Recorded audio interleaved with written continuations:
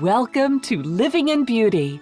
It's Saturday, June 23rd, 2018, day 705 on the road, and we're in Salem, Oregon at the Wally Byam Caravan Club International Rally.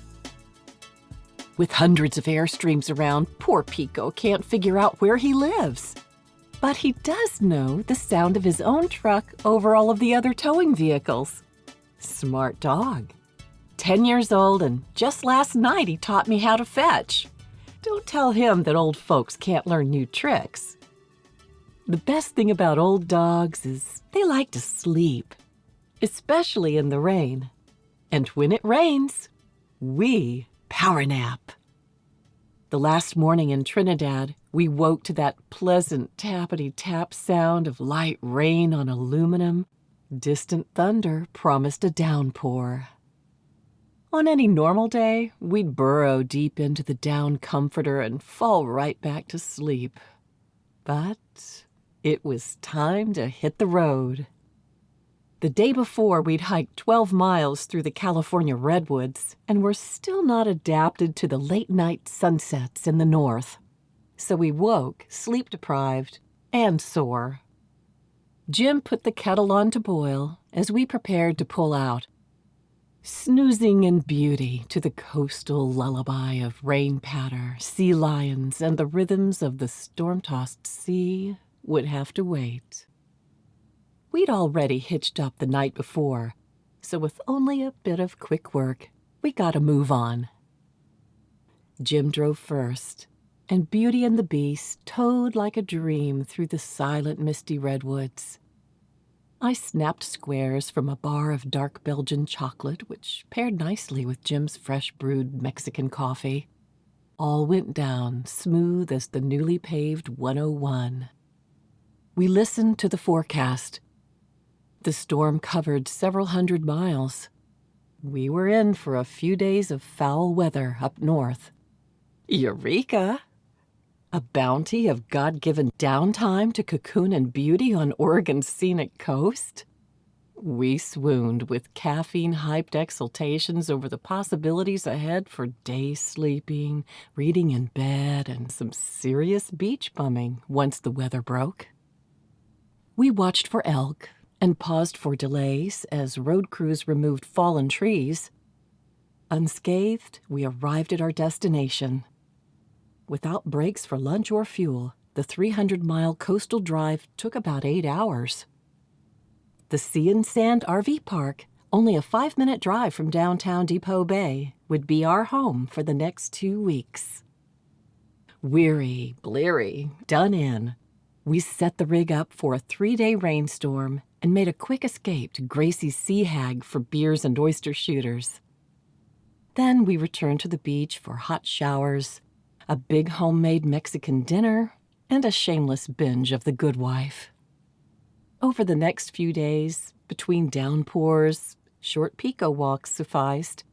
We read, played Scrabble, and stayed a respectful distance from Poseidon's fury while hanging out with our neighbor Jason, and we were at peace just being ourselves in a place we'd never been, a place that shouldn't feel so familiar to us. We cooked at home with groceries from the farmer's market and enjoyed the local beer and wine. During breaks in the weather, we walked around the corner for crepes at C'est La Vie or drove to town for baked oysters at the Sea Hag. For such a small town, there are many great restaurants in Depoe Bay.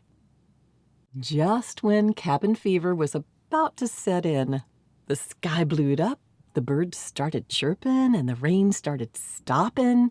But first things first, we went to the Lincoln City Outlet Mall for warmer raincoats, and then pirate coffee.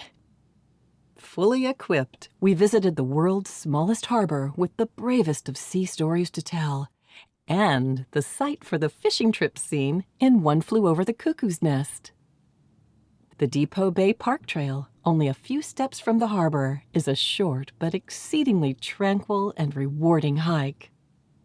And then, just across the street, is the trailhead for the spectacular North Point Pedestrian Loop, which is just your average jaw-dropping, breathtaking neighborhood walk through Depoe Bay.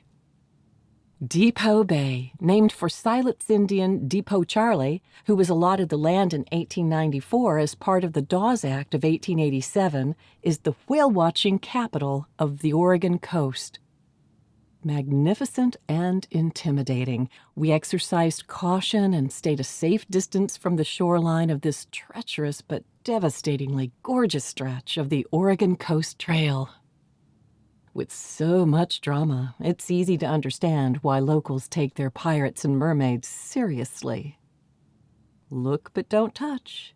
If you're not well acquainted with the surf here, the wave you catch might not put you on top of the world.